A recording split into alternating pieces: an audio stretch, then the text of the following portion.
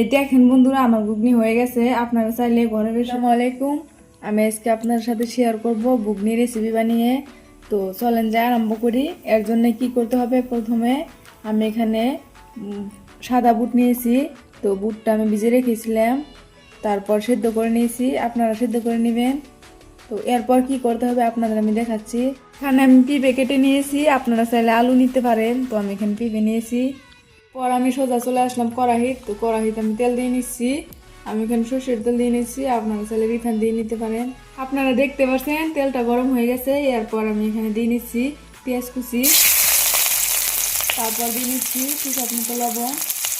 এবার এটাকে ভেজে নিতে হবে। আমি এটাকে হালকাভাবে ভেজে নিয়েছি। এবার আমি এখানে দিয়ে দিচ্ছি আদা বাটা, তারপর দিয়ে নিচ্ছি পেঁয়াজ বাটা, তারপর এখানে দিয়ে নিচ্ছি রসুন বাটা। আর মিক্স করে নিতে হবে। আমি এখানে দিয়ে নিচ্ছি কাঁচা লঙ্কা বাটা, ধনিয়া গুঁড়ো, লঙ্কা গুঁড়ো, হলুদ গুঁড়ো। এবার এটাকে ভালোভাবে মিক্স করে নিতে হবে। এখানে তেলটা কম হয়ে গেছে, তাই আমি তেল দিয়ে নিচ্ছি।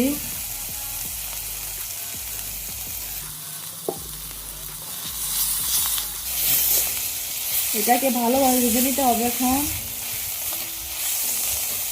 আমার এগুলো ভালোভাবে ভেজে নেওয়া হয়ে গেছে। এবার আমি এখানে দিয়ে দিচ্ছি জল।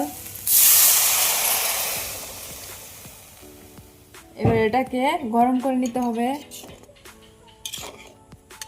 দেখতে পাচ্ছেন আমার জলটা গরম হয়ে গেছে। এবার আমি এখানে পিঁপেগুলো দিয়ে নিচ্ছি। এবার এটাকে সেদ্ধ করে নিতে হবে। পিঁপেগুলো হালকাভাবে সেদ্ধ করে নিয়েছি, হালকা হালকা সেদ্ধ হয়ে গেছে। এবার আমি এখানে বুটগুলো দিয়ে নিচ্ছি। তো এরপর এখানে আপনারা জল দিতে পারেন, যেখানে জল রাখবেন।